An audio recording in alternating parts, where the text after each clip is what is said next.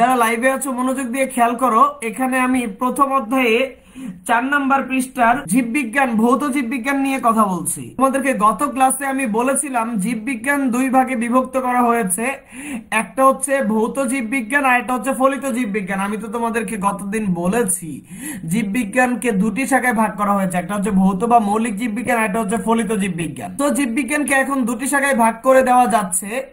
তো যেটা বলছিলাম জীববিজ্ঞানকে দুটি শাখায় ভাগ করা হয়েছে, একটা হচ্ছে ভৌত জীববিজ্ঞান আর একটা হচ্ছে ভৌত জীববিজ্ঞান বা মৌলিক জীববিজ্ঞান, বেসিক বায়োলজি বা ফিজিক্যাল বায়োলজি। এখন আমরা যেটা বলছিলাম ভৌত জীববিজ্ঞানে শুধু তত্ত্বীয় বিষয় নিয়ে আলোচনা করা হয়। আমি তোমাদের গত ক্লাসে বলেছিলাম তত্ত্বীয় বিষয় মানে কি। গত ক্লাসে আমি তোমাদের বলে দিয়েছি তত্ত্বীয় মানে হচ্ছে এমন একটা বিষয় যেটা গবেষণা করার কোনো মানে তোমার এটাতে কোনো চেঞ্জ আনবো না, যা আছে তা হচ্ছে শুধু মুখস্থ করব। যেমন তত্ত্বীয় বিষয়ে কোনো পরিবর্তন বা চেঞ্জ করা হবে না, শুধু মুখস্থের বিষয়। যেমন ভৌত থেকে কে পর্যন্ত শাখা আছে।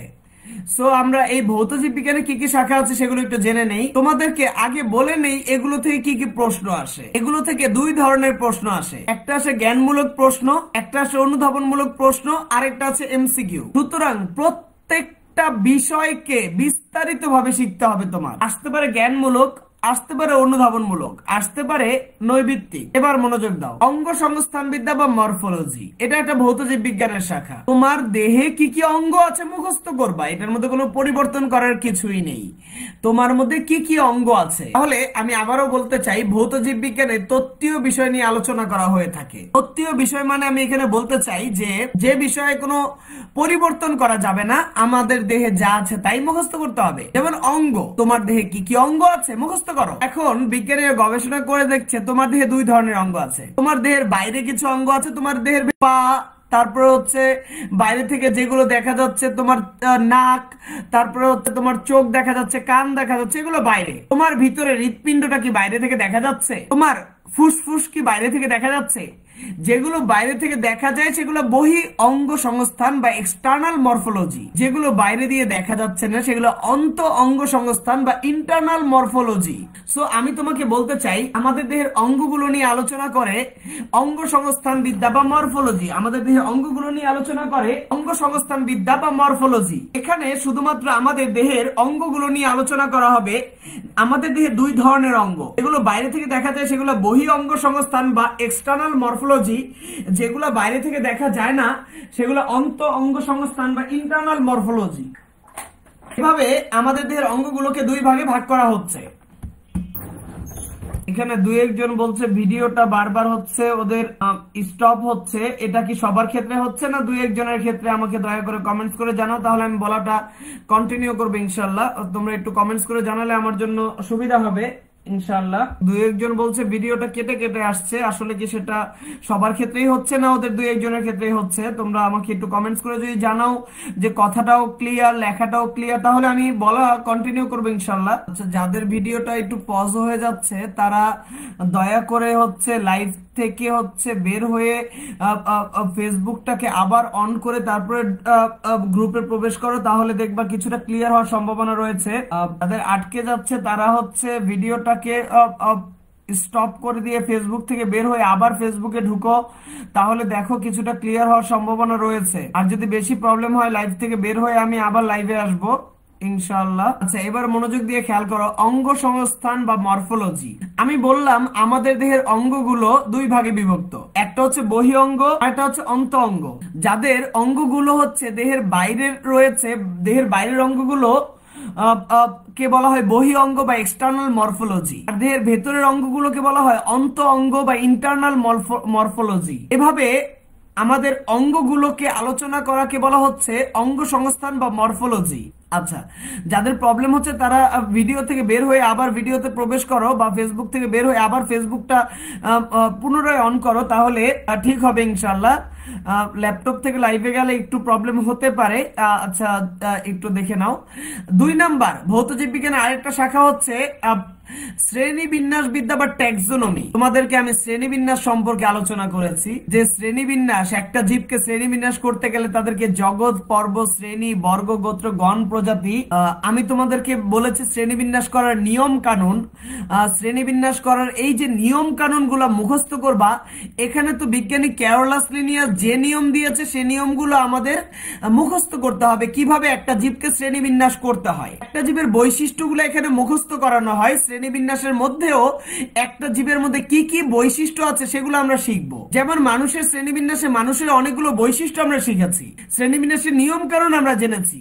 এখানেও হচ্ছে এই শ্রেণীবিন্যাস বিদ্যা বা ট্যাক্সোনমি ভৌত জীব বিজ্ঞানের একটি শাখা। এখন ধরো পরীক্ষায় তোমাদের সংজ্ঞা এসেছে অঙ্গ সংস্থান বা মরফোলজি কাকে বলে। সহজ একটা বিষয়, প্রত্যেকটা শাখার সংজ্ঞা হচ্ছে তার প্রথম লাইন। আমি আবারও বলি, প্রত্যেকটা শাখার সংজ্ঞা হচ্ছে তার প্রথম লাইন। কোন কোন ক্ষেত্রে আমরা দ্বিতীয় লাইন দিব, কিন্তু বেশিরভাগ ক্ষেত্রে প্রথম লাইনই হচ্ছে তার সংজ্ঞা। মরফোলজি মানে হচ্ছে অঙ্গ সংস্থান বিদ্যা। সিনথি সাবা বলছে মরফোলজি কি গ্রিক নাম কিনা। মরফোলজি হচ্ছে একটা ইংলিশ নাম আই থিঙ্ক।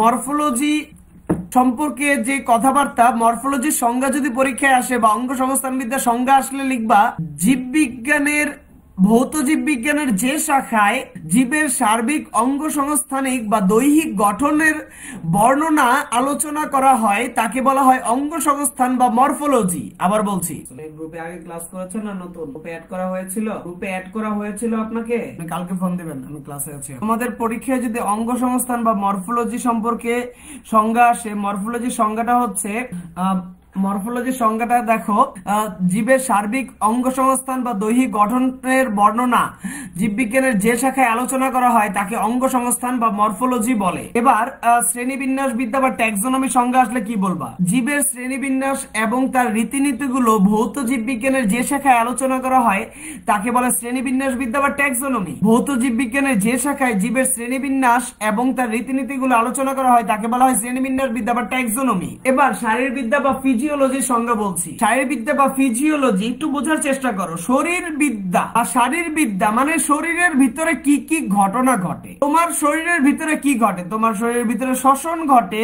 তোমার শরীরের ভিতরে রেচন ঘটে, গাছের ভিতরে সালোক সংশ্লেষণ ঘটে। তাহলে এই যে বিষয়গুলা, এগুলা হচ্ছে শারীরবৃত্তীয় কাজ।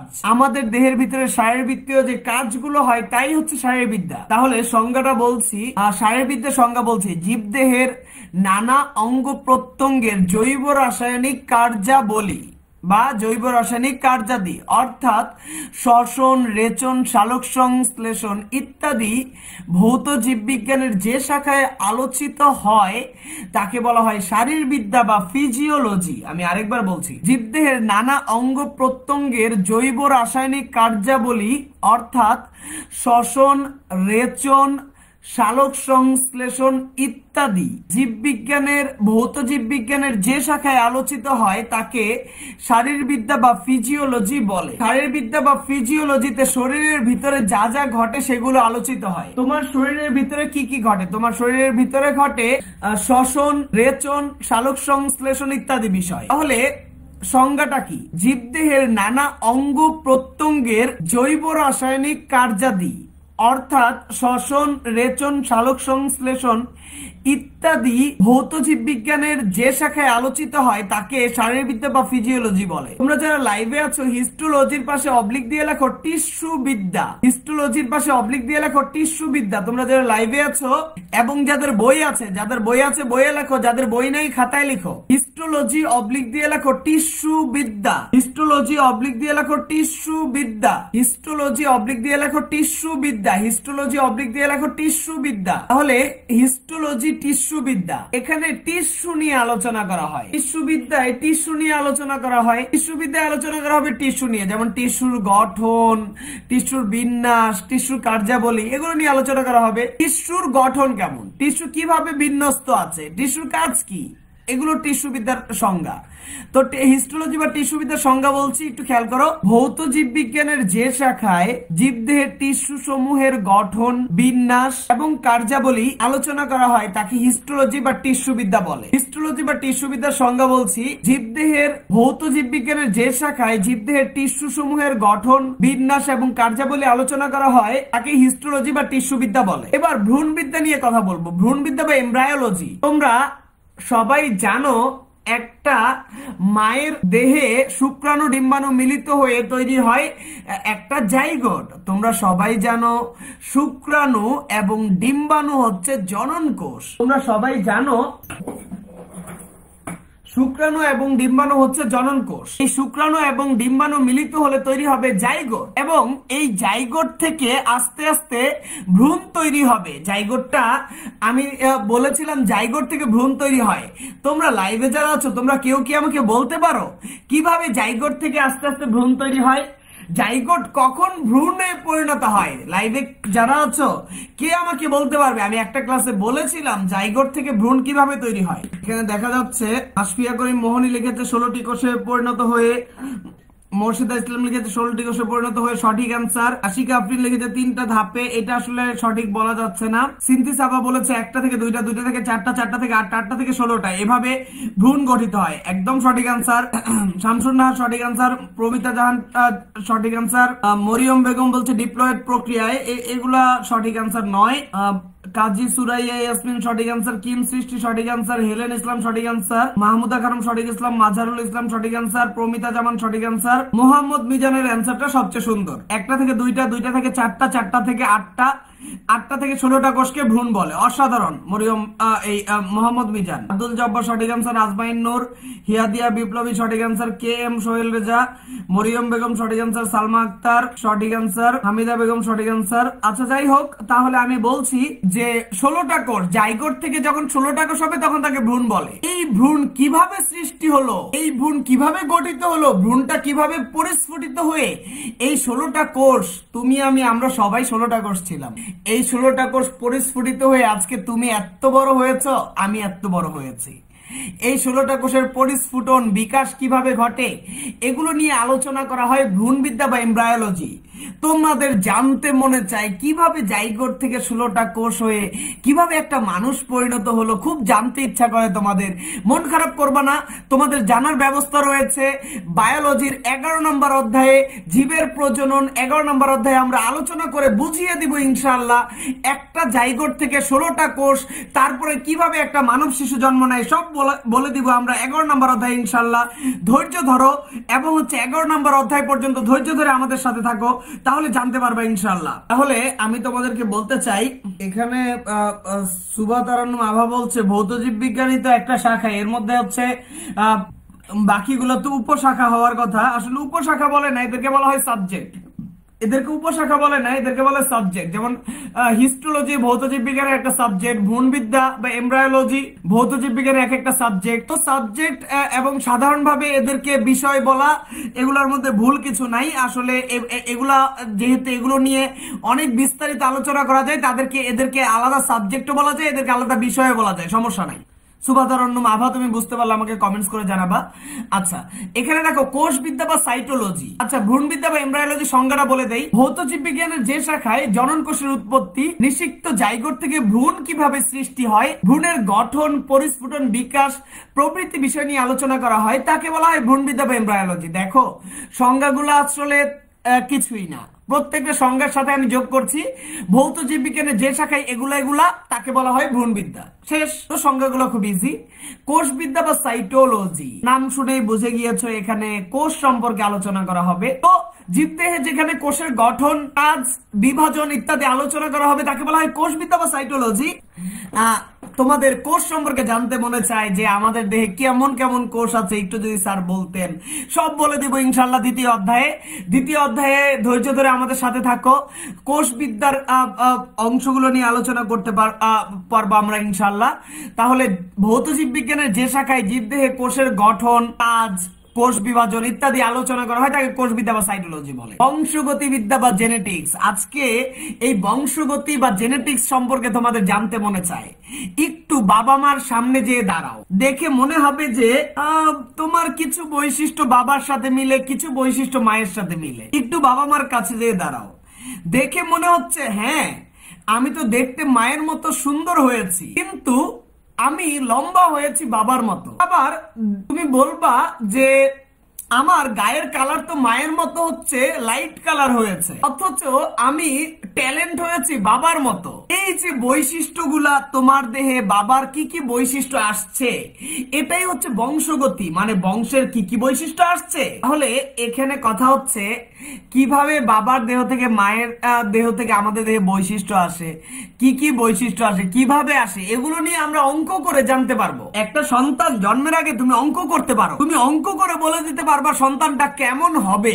তার মধ্যে কি কি বৈশিষ্ট্য আসবে। তুমি আরো অবাক হচ্ছ যে স্যার এ কি বলেন, সন্তান জন্মের আগেই বলে দেওয়া যায় তার কি কি বৈশিষ্ট্য হবে, এখানেও আবার অঙ্ক আছে? হ্যাঁ আছে তো। তাহলে এই সম্পর্কে তোমার জানার আগ্রহ সৃষ্টি হলো, এই আগ্রহ আমরা দূর করার চেষ্টা করবো ইনশাল্লাহ 12 নম্বর অধ্যায়ে।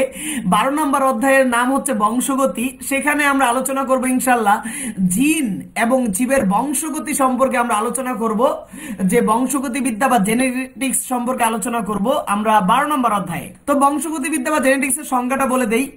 ভৌত জীব বিজ্ঞানের যে শাখায় জিন এবং জীবের বংশগতির ধারা সম্পর্কে আলোচনা করা হয় তাকে বংশগতিবিদ্যা বা জেনেটিক্স বলে। আব্দুল জব্বার বলছে অনেকে বাবা মা কারোর মতোই হয় না, তাহলে স্যার তারা কি? বাবা মার মতো কিছু না কিছুটা হয়।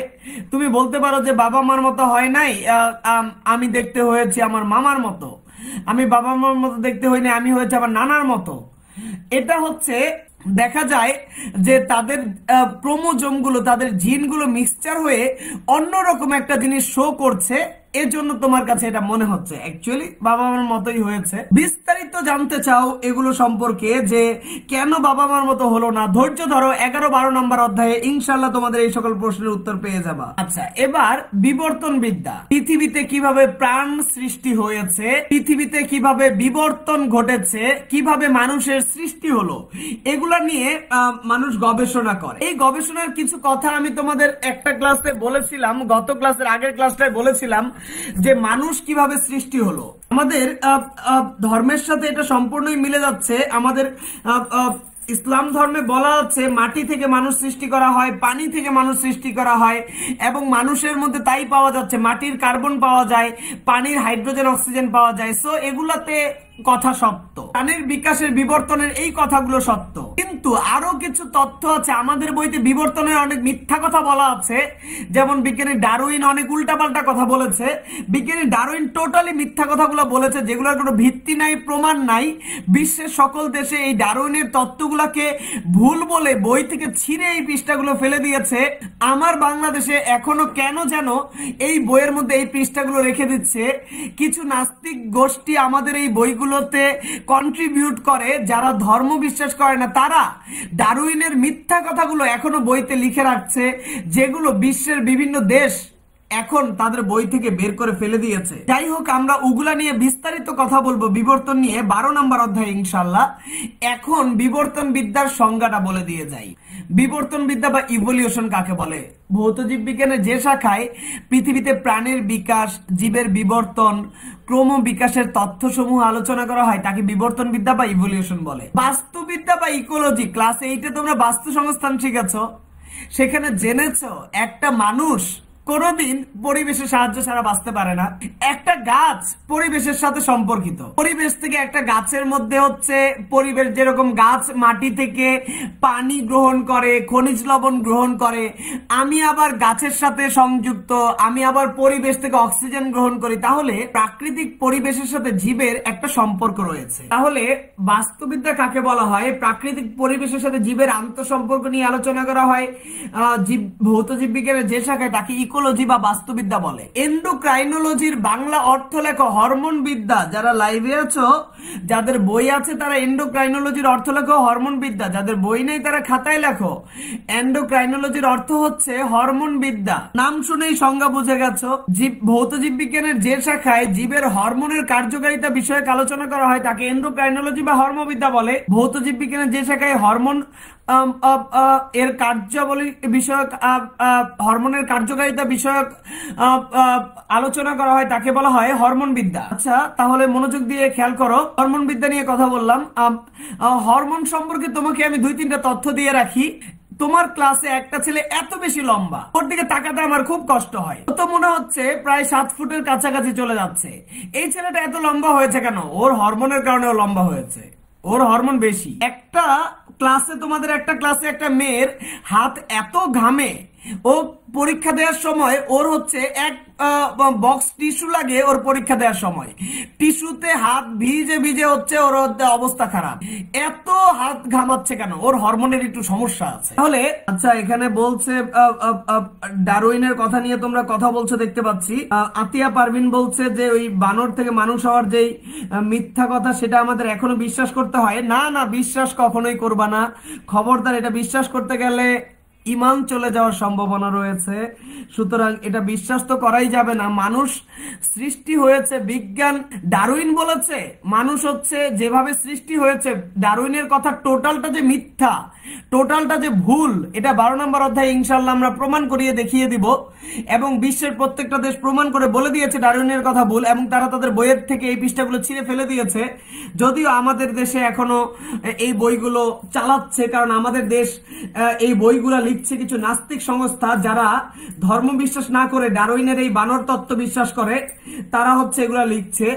যাই হোক, ইনশাল্লাহ আমাদের বই থেকেও এগুলো দূর হবে। আমাদের দেশে যদি তোমাদের মতো ভালো ভালো বিজ্ঞানী সৃষ্টি হয় তাহলে ইনশাল্লাহ দূর হবে। যাই হোক, চলে আসো জীব ভূগোল, বায়োজিওগ্রাফি, যে শাখায় ভৌগোলিক সীমারেখা নিয়ে আলোচনা করা হয়।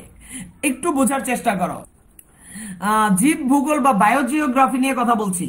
জীব ভূগোল সম্পর্কে অনেক কথা বলা যায়, আমি সংক্ষেপে একটা কথা বলবো। দেখো, তুমি বাংলাদেশ সিনথিসাবা বলছে হরমোনের কি প্রকারভেদ আছে। সিনথিসাবা জানতে হচ্ছে হরমোনের প্রকারভেদ কি আছে কিনা। হরমোনের অনেক বিস্তারিত প্রকারভেদ, অনেক কথা আমরা বলবো ইনশাআল্লাহ 10ম অধ্যায়ে। ধৈর্য ধরো হরমোন সম্পর্কে জানতে 10ম অধ্যায় পর্যন্ত। আচ্ছা, পান্না আলম বলছে আমি বিশ্বাস করব কিভাবে ডারউইন কি বলেছে? আমি তো সরল মনে স্যাররা যা বলতো তাই বিশ্বাস করতাম। এই যে তুমি মেধাবী হচ্ছে, আস্তে আস্তে ধর্ম সম্পর্কে জানছো, আস্তে আস্তে বায়োলজি সম্পর্কে জানছো, বায়োলজি জানবা, ধর্ম জানবা, এভাবে আস্তে আস্তে তুমি মেধাবী হবা এবং আগে যা ভুল জেনেছো তার জন্য আল্লাহর কাছে মাপ চাবা। এটাই তো তোমার হচ্ছে এই জীবনে পরীক্ষা। সো মন খারাপ করার কিছু নেই, ইনশাআল্লাহ আল্লাহ আমাদের সবাইকে মাফ করে দিবেন। আচ্ছা, এবার চলে আসো জীব ভূগোল। ভূগোল নিয়ে কথা বলি। জীবদের আবার ভূগোল আছে। তোমার আমাদের দেশের ভূগোল আছে না? আমি বাংলাদেশে আছি, এটা এশিয়া মহাদেশে আছে, আবার আমেরিকা মহাদেশ আছে, আবার হচ্ছে বিভিন্ন যে মহাদেশ আছে, এই মহাদেশগুলো যেরকম আমাদের দেশ ভিত্তিক মহাদেশ, প্রাণীদেরও মহাদেশ আছে। তুমি জেনে অবাক হবা, ইলিশ মাছের জন্য একটা ম্যাপ আছে যে এই এরিয়ার মধ্যে শুধু ইলিশ মাছ আছে। তুমি জেনে অবাক হবা, শ্বেত ভল্লুকের জন্য একটা ম্যাপ আছে যে এই ম্যাপের মধ্যে শুধু শ্বেত ভল্লুক আছে। তুমি জেনে অবাক হবা, রয়্যাল বেঙ্গল টাইগারের একটা ম্যাপ আছে। তাহলে বিভিন্ন জীবের জন্য আলাদা আলাদা ম্যাপ আছে। তুমি আজকে গুগলে সার্চ দাও, তুমি পাবা। এটাকে বলা হয় জীব ভূগোল বা বায়োজিওগ্রাফি। ইন্টারে কিছুটা জানতে পারবে এটা সম্পর্কে, যে প্রত্যেকটা জীবকে বিজ্ঞান সম্মান করে। ইলিশ মাছকে সম্মান করে, তার জন্য একটা ম্যাপ এঁকেছে বিজ্ঞানীরা, ওইটা ইলিশ মাছের ম্যাপ। এটা হচ্ছে জীবদের ভূগোল, বায়োজিওগ্রাফি, যেখানে ভৌগোলিক সীমারেখায় জানা যাচ্ছে যে এভাবে জীব ভূগোল এর মাধ্যমে কোন এলাকায় কোন জীব থাকে, কিভাবে তারা অভিযোজন করে। অভিযোজন মানে হচ্ছে পৃথিবীতে টিকে থাকার ক্ষমতা অর্জন। অভিযোজন মানে পৃথিবীতে টিকে থাকার ক্ষমতা অর্জন। কোন এলাকায় কোন জীব থাকে, কিভাবে তারা এই পরিবেশের সাথে নিজেকে খাপ খাইয়ে নিচ্ছে, এটা জীব ভূগোল। আচ্ছা, এখানে পান্না আলম বলছে কেচোর কি ম্যাপ আছে কিনা, প্রত্যেকটা জীবের ম্যাপ আছে। এবার মোকলেসা খানম ত্রিনা বলছে যে ডারউইনের কথাগুলো যদি যে লিখেছে সেই কথাগুলো যদি সঠিক না হয় তাহলে এটা বইতে লিখেছে কেন। এই কথার একটা অর্থ হচ্ছে ডারউইনের গবেষণা প্রমাণিত হওয়ার কিছু বিষয় আছে যেটা আমাদের বায়োলজির সাথে মিলে। সেটা হচ্ছে সত্য কিছু কথাকে ডারউইন সত্য কিছু বিষয়কে নিয়ে মিথ্যার সাথে মিলিয়ে ও কিছু বই লিখেছিল। এবং বিশ্বের প্রথম থেকেই কিছু মানুষ ছিল যারা ধর্ম বিশ্বাস করে না, তাদের সাথে মিলে বইয়ের মধ্যে এই তত্ত্বগুলো লেখা হতো জানানোর জন্য যে ডারউইন এভাবে ভাবে। কিন্তু সেটার প্রমাণ কোনোদিন ডারউইন দিতে পারে নাই, আজকেও প্রমাণ নাই। তো ওই যে বইতে ছিল কিছু নাস্তিক গোষ্ঠী লিখেছিল, সেটা এখনো চলছে, ইনশাল্লাহ দূর হবে ভবিষ্যতে। আমাদের বই কন্ট্রোল করে কিছু নাস্তিক সংস্থা। তোমাদের মধ্যে যারা সমাজের উচ্চ পর্যায়ের মানুষ আছো, ইনশাল্লাহ তোমাদের বাবা মাকে বলবা, যারা হচ্ছে ভালো ভালো জায়গায় আছে তাদের এই বিষয়ে সচেতন করবা। আমি 12 নম্বর অধ্যায়ে ইনশাল্লাহ আরো সচেতন করবো তোমাদের এই বিষয়ে। তো ওগুলো নিয়ে এখন আর বিস্তারিত না বলি। দিলরুবা আক্তার বলছে মশার জন্য কি কোনো ম্যাপ আছে, কারণ এটা সব জায়গায় থাকে। দিলরুবা আক্তার যেটা বললা যে কমন প্রাণী যেগুলা সেগুলোর জন্য হচ্ছে ম্যাপ করা হয় না। স্পেশাল প্রাণী যেমন ইলিশ মাছ স্পেশাল, ইন্ডিয়া বাংলাদেশ এরকম এলাকায় থাকে। রয়্যাল বেঙ্গল টাইগার স্পেশাল, বাংলাদেশের সুন্দরবনে থাকে। এগুলোর জন্য ম্যাপ আছে। স্পেশাল প্রাণী শ্বেত ভল্লুক যেই দেশে বরফ পড়ে সেই দেশে থাকে। তো স্পেশাল প্রাণীদের ম্যাপ আছে, সবার জন্য ম্যাপ নাই। তোমরা আমাকে দ্রুত কমেন্টস করে জানাও ভৌত জীববিজ্ঞান তোমরা বুঝতে পেরেছো কিনা, তাহলে আমি ফলিত জীববিজ্ঞান নিয়ে আলোচনা করবো ইনশাল্লাহ। আমি ফলিত জীববিজ্ঞান তোমাদেরকে বলেছিলাম যে শাখায় আমরা গবেষণা করে পরিবর্তন আনবো, চেঞ্জ আনবো, সেটাকেই বলা হয় ফলিত জীববিজ্ঞান, যেখানে জীবন সংশ্লিষ্ট প্রায়োগিক জীবন সংশ্লিষ্ট উন্নয়ন করা হবে। যে শাখায় প্রথমেই জীবাশ্ম বিজ্ঞান বা প্যালায়েন্টোলজিতে বলা হচ্ছে প্রাগৈতিহাসিক জীবের বিবরণ এবং জীবাশ্ম সম্পর্কিত বিজ্ঞান। এখানে বিভিন্ন কার্বনের আইসোটোপ সম্পর্কে তোমরা ক্লাস 8 এ কিছুটা পড়াশোনা করেছো।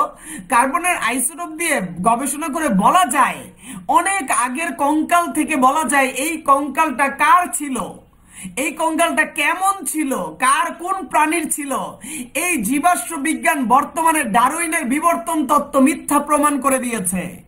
বিজ্ঞানী ডারউইনের মতে আগে সব বানর ছিল, তারপরে আস্তে আস্তে শিম্পাঞ্জি, হনুমান, তারপরে হচ্ছে এইরকম কিছু প্রাণী আসলো, তারপর মানুষ এসেছে। বিজ্ঞানী ডারউইনের কথা মিথ্যা প্রমাণ করে দিয়েছে। বিজ্ঞানী ডারউইন বলেছে যখন মানুষের উদ্ভব তার আরো লক্ষ কোটি বছর আগে মানুষের কঙ্কাল বা জীবাশ্ম পেয়েছে জীবাশ্ম বিজ্ঞান। এবং জীবাশ্ম বিজ্ঞান প্রমাণ করেছে যে বিজ্ঞানী ডারউইন যখন বলেছে মানুষ সৃষ্টি হয়েছে তার আরো লক্ষ কোটি বছর আগেও অনেক বড় বড় মানুষ ছিল। যেমন আমরা শুনেছি আমাদের আদম আলাইহিস সালাম এবং বিভিন্ন নবীরা অনেক লম্বা হতো, এরকম লম্বা মানুষের কঙ্কাল পেয়েছে আমাদের জীবাশ্ম বিজ্ঞান। ওরাও বলছে যে বিবর্তন তত্ত্ব মিথ্যা। এই মিথ্যা কথা কেন বইতে এখনো আছে সেটা তোমাদেরও প্রশ্ন, আমারও প্রশ্ন। প্রশ্নের উত্তর একটাই, কিছু নাস্তিক গোষ্ঠী। আচ্ছা, যারা বলছো যে তোমাদের বইতে প্রত্নতত্ত্ববিদ্যা দেয়া আছে, নতুন বইতে প্রত্নতত্ত্ববিদ্যা দেয়া আছে, কোনো সমস্যা নাই, কারণ জীবাশ্ম বিজ্ঞান আর প্রত্নতত্ত্ববিদ্যা এই দুইটার মধ্যে কোনো পার্থক্য নাই। বেসিক্যালি জীবাশ্ম বিজ্ঞান আর প্রত্নতত্ত্ববিদ্যা একই বিষয়, প্যালায়েন্টোলজি প্রত্নতত্ত্ববিদ্যা। যারা বলছো যে নতুন বইতে হচ্ছে দেয়া আছে প্রত্নতত্ত্ববিদ্যা বা পুরাতন বইতে দেয়া আছে প্রত্নতত্ত্ববিদ্যা, সেটাতে কোনো প্রবলেম নাই। প্রত্নতত্ত্ববিদ্যা হচ্ছে চলবে, রিসেন্টে থাকার কথা ছিল। আচ্ছা, যাই হোক, প্রত্নতত্ত্ববিদ্যা থাকলে সেটাও রাইট, কারণ জীবাশ্ম বিজ্ঞান আর প্রত্নতত্ত্ববিদ্যার মধ্যে কোনো পার্থক্য নাই। আচ্ছা, মাসফিয়া করিম মোহনী বলছে যদি বিবর্তন বিদ্যা সত্যই হতো তাহলে এখন বানরগুলা মানুষ হয় না কেন? এই প্রশ্নের উত্তর, এই যে মোহনী যে প্রশ্নটা বলছো, এই প্রশ্ন তুমি না, এই প্রশ্ন তোমার আগে অনেক বড় বড় বিজ্ঞানীরা বলে ডারউইনকে হচ্ছে মিথ্যা প্রমাণ করে দিয়েছে। তোমার এই কথাটাই হচ্ছে বড় বড় বিজ্ঞানীরা বলছে যে বর্তমানে বানরগুলো বানর থেকে গেল কেন। ডারউইন এখানে হচ্ছে ডারউইন অসহায় হয়ে যায় এবং এই ডারউইনের এই কথাগুলো এখনো বইতে লেখা হয়, সেটাই আমাদের কষ্টের বিষয়। বাংলাদেশে বড় বড় কিছু জ্ঞানী ব্যক্তি যারা হচ্ছে ধর্ম বিশ্বাস করে না, তারা সমাজে সচক্ষে বলে বেড়ায় যে হচ্ছে এরা নাকি বানর থেকে তৈরি হয়েছে মানুষ। কিভাবে বলে এখনো আমি ভেবে পাই না। এরা অনেক অনেক বড় বুদ্ধিজীবী, কিন্তু এদেরকে সাহায্য করে সংস্থাগুলো চালায় কিছু নাস্তিক গোষ্ঠী, এই বিশ্বকে কন্ট্রোল করে। তারা হচ্ছে এই সাহায্যগুলো পেয়ে মানুষকে ধর্ম থেকে সরানোর চেষ্টা করে। যাই হোক, তোমরা ধর্মকে আঁকড়ে ধরো, ধর্মের মধ্যেই থাকো, আল্লাহকে বিশ্বাস করো, এটাই হচ্ছে মূল বিষয়। জীব পরিসংখ্যান বিদ্যা, বায়োস্ট্যাটিস্টিক্স। জীব পরিসংখ্যান, দেখো তুমি পড়াশোনা করে জীব পরিসংখ্যান বিদ্যায় যদি তুমি পড়াশোনা করো, তোমাকে দায়িত্ব দিবে বাংলাদেশে প্রতি বছর কতগুলো ইলিশ মাছ জন্মগ্রহণ করে, তোমার সেটা গুনে দেখতে হবে, এটা তোমার গোনার দায়িত্ব হবে। কিভাবে এতগুলো ইলিশ মাছের খবর নিবা, তোমাকে শিখিয়ে দিবে। তোমাকে, তুমি যদি জীব পরিসংখ্যান বিদ্যা নিয়ে পড়াশোনা করো, তোমাকে দায়িত্ব দিবে বাংলাদেশ প্রধানমন্ত্রী, বাংলাদেশে কয়টা রয়্যাল বেঙ্গল টাইগার আছে গুনে দাও, তোমার গুনে দিতে হবে, কিচ্ছু করার নাই। তোমার কিভাবে গুনতে হয় সেটা শিখিয়ে দিবে। জীব পরিসংখ্যানের মধ্যে কোন জীব কতগুলা আছে বা কোন মাছ প্রতি বছর কতগুলা বাচ্চা দেয়, এগুলা হচ্ছে আমরা এই পরিসংখ্যানে শিখতে পারবো। বাংলাদেশে রয়্যাল বেঙ্গল টাইগার বেড়ে যাচ্ছে না কমে যাচ্ছে সেগুলো জানতে পারবো। পরজীবী বিদ্যা, তোমরা জানো আমাদের দেহে বাস করা বিভিন্ন প্রাণীকে আমরা পরজীবী বলি। তোমাদের ক্লাসে একটা ছেলের পেটে গোলকৃমি আছে, ওই ছেলে অপুষ্টিতে ভুগছে, কারণ ওর পেটে গোলকৃমি ওর সব খাবার খেয়ে ফেলে। এই গোলকৃমিটা একটা পরজীবী। তোমার ক্লাসে একটা মেয়ে আছে যার মাথায় হচ্ছে অনেক উকুন থাকে, ওর মাথায় হচ্ছে উকুন ঘুরে বেড়ায়, ওইটা একটা পরজীবী। তাহলে পরজীবী সম্পর্কে তুমি জানতে পারবা বায়োলজির পরজীবী বিদ্যা বা প্যারাসাইটোলজির মধ্যে। পরজীবীর জীবন প্রণালী, রোগ সম্পর্কিত বিজ্ঞান সম্পর্কে তোমরা পরজীবীতে জানতে পারবা। আচ্ছা, যেটা বলছিলাম যে পরজীবী বিদ্যা বা প্যারাসাইটোলজি, এই বিষয়টাই আমি সবগুলো সংজ্ঞা না বলে, তোমরা সংজ্ঞা তো বুঝেই গিয়েছো কিভাবে বলতে হয়। পরজীবী বিদ্যার সংজ্ঞাটা একবার বলে দেই। ফলিত জীববিজ্ঞানের যে শাখায় পরজীবিতা, পরজীবী জীবের জীবন প্রণালী এবং রোগ সম্পর্কিত বিজ্ঞান নিয়ে আলোচনা করা হয় তাকে পরজীবী বিদ্যা বা প্যারাসাইটোলজি বলে। মৎস্য বিজ্ঞান বা ফিশারিজ, আমি তোমাকে গত ক্লাসগুলোতে বলি নাই যে রুই মাছকে হচ্ছে হাঙ্গর মাছ, তিমি মাছের মতো বড় করার চেষ্টা করা হচ্ছে। মাসফিয়া করম মোহনী বলছে একদম হচ্ছে স্পেসিফিক এবং হচ্ছে কম পাওয়া যায় এমন গাছের ম্যাপ আছে কিনা।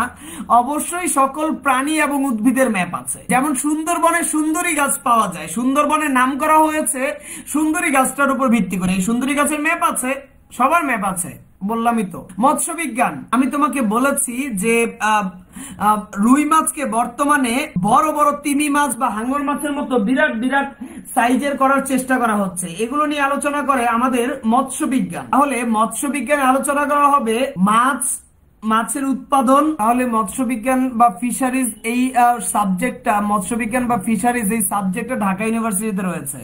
এখানে প্রমিতা জামান বলছে এই সংজ্ঞাগুলো কি নোট খাতায় তুলবা কিনা, অবশ্যই নোট খাতায় তুলবা।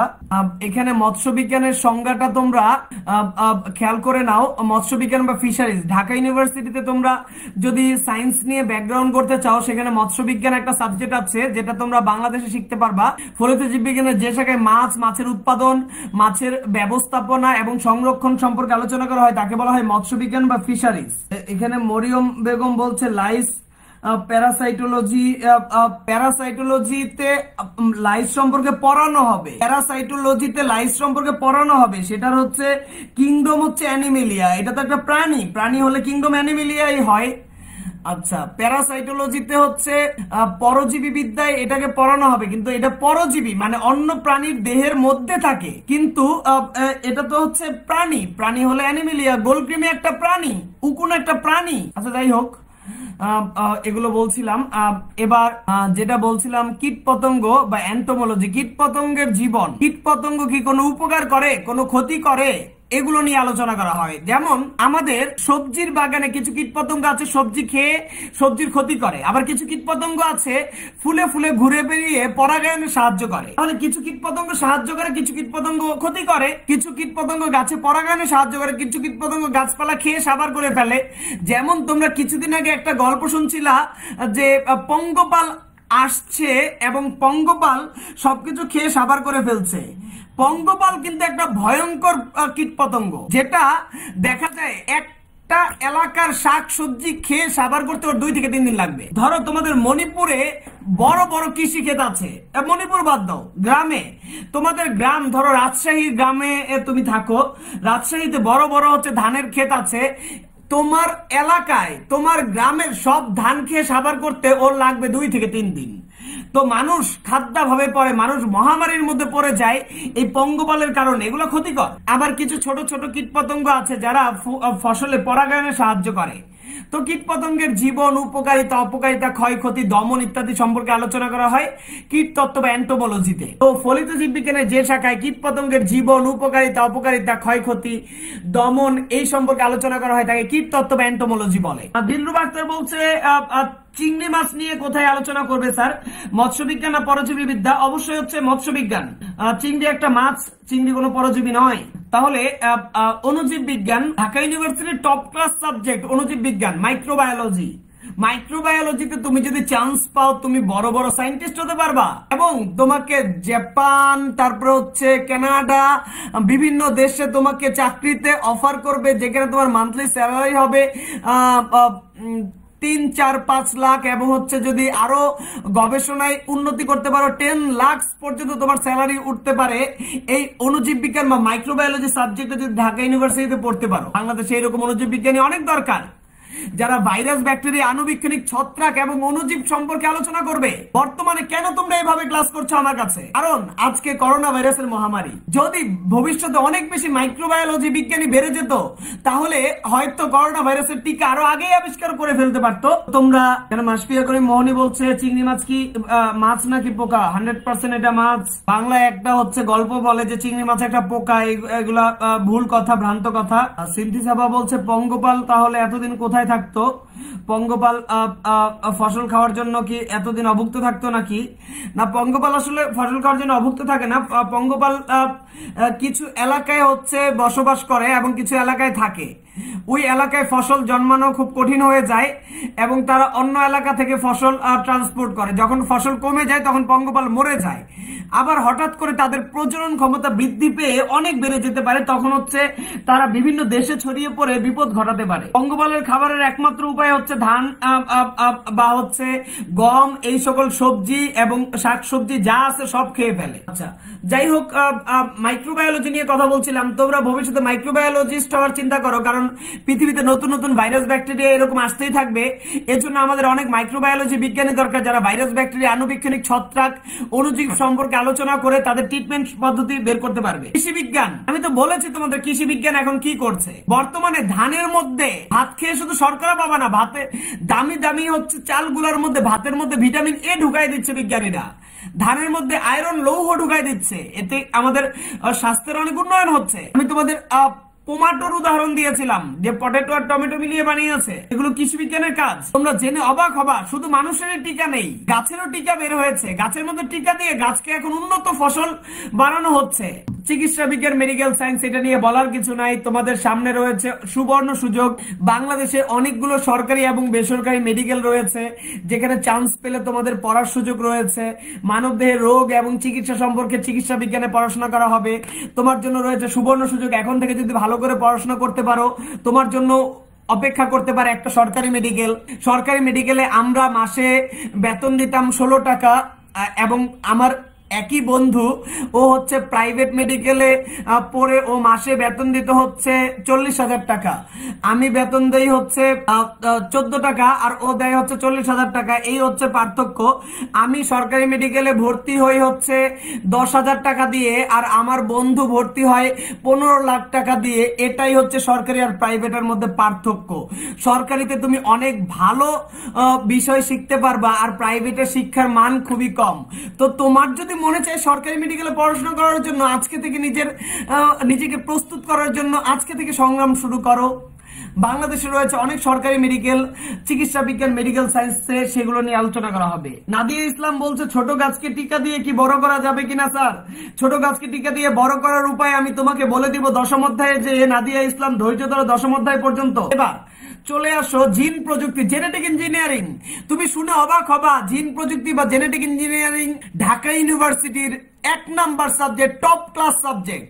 আমরা যখন পরীক্ষা দিতাম তখন জেনেটিক ইঞ্জিনিয়ারিং এর সিট ছিল 12-14টা। এখন সিট মনে হয় বেড়ে জেনেটিক ইঞ্জিনিয়ারিং এ দাঁড়িয়েছে 16টা। তোমাদের সময় হয়তো ঢাকা ইউনিভার্সিটির 1 নাম্বার সাবজেক্ট জেনেটিক ইঞ্জিনিয়ারিং এর সাবজেক্ট হয়তো তোমাদের সময় এইখানে সিট থাকবে 18টা। তুমি কল্পনা করতে পারো সারা বাংলাদেশের মধ্যে ঢাকা ইউনিভার্সিটির এইরকম টপ ক্লাস একটা ইউনিভার্সিটিতে জেনেটিক ইঞ্জিনিয়ারিং এর জন্য মাত্র 16টা সিট রয়েছে। হয়তো তোমাদের সময় 18টা সিট হবে, কিন্তু এত কম কেন? কারণ এখানে গবেষণা করানোর জন্য ইনস্ট্রুমেন্ট কম। ঢাকা ইউনিভার্সিটিতে, ঢাকা ইউনিভার্সিটি 1 নম্বর সাবজেক্ট জেনেটিক ইঞ্জিনিয়ারিং, 2 নম্বর সাবজেক্ট অ্যাপ্লাইড ফিজিক্স। তো প্রথম দিকে চলে এসেছে জেনেটিক ইঞ্জিনিয়ারিং, কারণ বর্তমান মানুষ জিন নিয়ে গবেষণা করছে এবং এই জিন নিয়ে গবেষণা করে বর্তমান মানুষ বিভিন্ন রোগের ট্রিটমেন্ট বের করছে। বিজ্ঞান গবেষণা করে চিন্তা করছে, এই জেনেটিক ইঞ্জিনিয়াররা চিন্তা করে যে মানুষের ক্যান্সার ট্রিটমেন্ট কেও প্রতিরোধ করতে পারবে। জেনেটিক ইঞ্জিনিয়ারিং এর অনেক গল্প আমি তোমাকে বলতে পারবো, কিন্তু আজকে ছোট্ট একটা গল্প বলে যাই। জেনেটিক ইঞ্জিনিয়াররা কিভাবে ভাবে। একটা বিজ্ঞানী ক্রিসমাস ডেতে দেখলো অনেকগুলা ক্রিসমাস ট্রির মধ্যে কৃত্রিম লাইট লাগিয়ে রেখেছে, কৃত্রিম লাইটগুলো জ্বলছে আর নিচ্ছে। এবং বিজ্ঞানী তখন দেখলো আকাশে কিছু জোনাকি পোকা সুন্দরভাবে উড়ে বেড়াচ্ছে বাতাসের মধ্যে। উনি তো জেনেটিক ইঞ্জিনিয়ার, উনার মাথায় তো অদ্ভুত বিষয় খেলবে। উনি চিন্তা করলো যদি আজকে ঘটনাটা এমন হতো, ক্রিসমাস ট্রির মধ্যে যদি জোনাকি পোকার জিন ঢুকিয়ে দিতে পারতাম, তাহলে ক্রিসমাস ট্রি রাতের বেলা জোনাকি পোকার মতো জ্বলতো আর নিভতো। তাহলে ওই বিজ্ঞানীর গল্পটা কি? বিজ্ঞানী কি ভাবছে? বিজ্ঞানী দেখছে ক্রিসমাস ট্রি আর এইদিকে দেখছে জোনাকি পোকা। বিজ্ঞানীর মাথায় কাজ করলো এই জোনাকি পোকার জিন আমি ক্রিসমাস ট্রির মধ্যে ঢুকাই দিব এবং ঢুকিয়ে আমি দেখতে চাই যে ক্রিসমাস ট্রি জলে আর নিভে কেনা। সেই বিজ্ঞানী যা চিন্তা করেছে তাই বাস্তব হয়েছে এবং এই গাছ পাওয়া যাচ্ছে বর্তমানে, যেই গাছে জোনাকি পোকার মতো জলে আর নিভে রাতে বেলা, কোনো কৃত্রিম লাইট দিতে হয় না। এই হচ্ছে জেনেটিক ইঞ্জিনিয়ারদের গল্প। ওরা আরো অদ্ভুত অদ্ভুত কাজ করতে পারে। ওদের নাম genetic engineer, Dhaka university top class subject. সুতরাং তোমরা স্বপ্ন দেখো এই সাবজেক্ট নিয়ে ক্যারিয়ার করার। আমি বলি বর্তমানে মেডিকেল আর ইঞ্জিনিয়ার, ডাক্তার আর ইঞ্জিনিয়ারে দেশ ভর্তি হয়ে গেছে। ডাক্তার ইঞ্জিনিয়ার রাস্তায় যখন যাবা, ডাক্তার ইঞ্জিনিয়ারের সাথে ধাক্কা লাগে আমাদের, আমি বুঝিও না সেটা ডাক্তার কিনা ইঞ্জিনিয়ার। রাস্তায় মানুষ আমাদেরকে ধাক্কা দেয় যে ডাক্তার ইঞ্জিনিয়ার এত রাস্তায় ঘোরাঘুরি করে, কিন্তু জেনেটিক ইঞ্জিনিয়ার রাস্তায় খুব বেশি একটা পাওয়া যায় না। সো তোমাদের ক্যারিয়ার করার চিন্তা করো। আমি তো মনে করি ডাক্তার ইঞ্জিনিয়ারের তুলনায় জেনেটিক ইঞ্জিনিয়ারিং এর দাম এখন আরো বেশি। সো তুমি জেনেটিক ইঞ্জিনিয়ার নিয়ে তোমার ক্যারিয়ার করার চিন্তা করতে পারো। এখানে তাসমিয়া তাওরিস সাবা বলছে কোন বিজ্ঞানী এই লাইট মানে গাছের মধ্যে লাইট সেট করেছিল। বিজ্ঞানীর নাম আমি এখন বলতে পারবো না, মনে নাই। সিনথি সাবা বলছে কোন প্রাণী থেকে কিভাবে আমি জিন নিব স্যার? এটা তো বিরাট কথা, জেনেটিক ইঞ্জিনিয়াররা এটা জানে। তোমার জানার খুব ইচ্ছা যে স্যার জিন কেমনে নিব একটু বলেন, আমি জিন নিয়ে তো আরেক গাছে সেট করতে চাই। তোমাকে কিছুটা বলা হবে 14 নম্বর অধ্যায়ে। তুমি প্রশ্ন করেছো যে সিনথি সাবা কিভাবে আমি জিন নিব।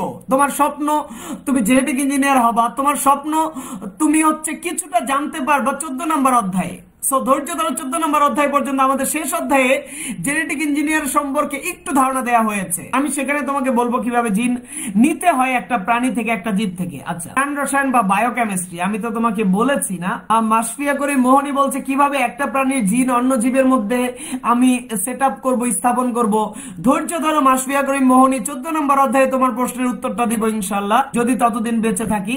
প্রাণ রসায়ন বায়োকেমিস্ট্রি আমি তো তোমাকে বলেছি যে প্রাণ রসায়ন বা বায়োকেমিস্ট্রি হচ্ছে এমন একটা শাখা যেখানে আমাদের বডির মধ্যে, আমাদের প্রাণের মধ্যে কি রসায়ন আছে, কি কেমিস্ট্রি আছে সেগুলো নিয়ে আলোচনা করবে। তো প্রাণ রসায়ন বা বায়োকেমিস্ট্রি শাখায় বিভিন্ন আমাদের প্রাণের মধ্যে কি কি রোগ আছে, কি কি কাজ হচ্ছে, এগুলা নিয়ে গবেষণা করবো আমরা। বায়োকেমিস্ট্রি ঢাকা ইউনিভার্সিটির অ্যানাদার টপ ক্লাস সাবজেক্ট। মেডিকেলেও গেলে তোমার বায়োকেমিস্ট্রি পড়তে হবে। পরিবেশ বিজ্ঞান বা এনভায়রনমেন্টাল সায়েন্স, পরিবেশ সম্পর্কিত বিজ্ঞান, পরিবেশ নিয়ে গবেষণা করবা। পরিবেশ তো এখন দূষিত, করোনা ভাইরাসের কারণে দূষিত, বাংলাদেশ ধুলাবালির কারণে দূষিত। মণিপুর স্কুলে রাস্তা দিয়ে হাঁটা যায় না। তোমাদের স্কুল ছুটির পরে এত ধুলাবালি, রাস্তায় নামলে আমার মনে হয় যে এই ধুলাবালি দিয়ে তো অন্ধকার হয়ে গেল পরিবেশ। তো তুমি এই পরিবেশকে ঠিক করার জন্য পরিবেশ বিজ্ঞানে পড়তে পারো। সামুদ্রিক বিজ্ঞান, তোমাদের সমুদ্রের জীব কি কি আছে না আছে, সমুদ্রে অনেক ডুবুরিরা হচ্ছে যে সমুদ্রের ভিতরে কি কি জীব আছে সেগুলো নিয়ে গবেষণা করে, এদেরকে আলোচনা করা হয় মেরিন বায়োলজিতে। সামুদ্রিক বিজ্ঞান, মেরিন বায়োলজি। বন বিজ্ঞান, ফরেস্ট্রি, বনকে উন্নয়ন করবা না? বাংলাদেশের সুন্দরবন কেটে ধ্বংস করে ফেলছে মানুষ। এই বনকে উন্নয়ন করার জন্য দরকার, কিছু বনবিজ্ঞান দরকার, ফরেস্ট্রি বন সম্পর্কে আলোচনা করা হয়, জীব প্রযুক্তি বায়োটেকনোলজি, মানুষ আর পরিবেশের কল্যাণে জীবদেরকে কিভাবে ব্যবহার করা যাবে। আগের দিনে মানুষ ভাবতো যে এই ছত্রাক মনে হয় মানুষের কোনো কাজে লাগবে না, কিন্তু এখন এই মাশরুম নামক ছত্রাক মানুষ কিনে কিনে খাচ্ছে। তো এইরকম জীবগুলা মানুষের ফার্মাসি, তোমাদের অনেক বাবা মা ফার্মাসিস্ট আছে যারা ঔষধ তৈরি করে। বর্তমানে করোনা ভাইরাসের টিকা হিসেবে অনেক ফার্মাসিস্টরা এই ঔষধ তৈরি করছে। তো ফার্মাসি সম্পর্কে বলার কিছু নাই। বন্যপ্রাণীবিদ্যা, ওয়াইল্ড লাইফ, বন্যপ্রাণী বিষয়ক বিজ্ঞান, বন্যপ্রাণী নিয়ে গবেষণা করে বন্যপ্রাণী বিজ্ঞান বা ওয়াইল্ড লাইফ। বায়ো ইনফরমেটিক্স আমাদের শেষ সাবজেক্ট। কম্পিউটার প্রযুক্তি নির্ভর জীব বিজ্ঞান, যেমন ক্যান্সার বিশ্লেষণ বিষয়ক বিজ্ঞান। আর ক্যান্সার হয়েছে কার হয়নি কম্পিউটার দিয়ে পরীক্ষা করে বের করা যায়। এটা মানুষ তো দেখে বুঝতে পারে না, কম্পিউটার দিয়ে পরীক্ষা করে বুঝতে পারে। তুমি জেনে অবাক হবা, বর্তমানে ওপেন হার্ট সার্জারির মতো কঠিন কঠিন ট্রিটমেন্ট করতে পারছে মানুষ কম্পিউটারের সাহায্যে। মানুষের বডির উপর বসে থাকে একটা রোবট, আর মানুষ কম্পিউটারে হচ্ছে সেটাকে কন্ট্রোল করে। এভাবে বড় বড় সার্জারি রোবট দিয়ে করানো হচ্ছে কম্পিউটারের মাধ্যমে। তো জীববিজ্ঞান এখন আর সংক্ষিপ্ত কিছু নয়, জীববিজ্ঞান এখন অনেক বিস্তৃত হয়ে গেছে, যেটা বায়ো ইনফরমেটিক্সে কম্পিউটার প্রযুক্তি নির্ভর জীববিজ্ঞান চলে এসেছে। তোমরা যারা লাইভে আছো, ভৌত জীববিজ্ঞান, ফলিত জীববিজ্ঞান নিয়ে কোনো প্রশ্ন থাকলে আমাকে কমেন্টস করে জানাতে পারো, না হলে আজকের আলোচনা আমি শেষ করে দিতে চাই এখানে। আমাদের প্রথম অধ্যায় শেষ হয়ে গেল বায়োলজির, আলহামদুলিল্লাহ। আগামী ক্লাস থেকে দ্বিতীয় অধ্যায় শুরু করব, এবং আমি তোমাদেরকে একটা নোটিশ দিয়েছি যে আগামী ক্লাসে আমি দুইবার লাইভে আসবো। একবার আসবো 4টায়, আরেকবার আসবো 5টায় ইনশাআল্লাহ।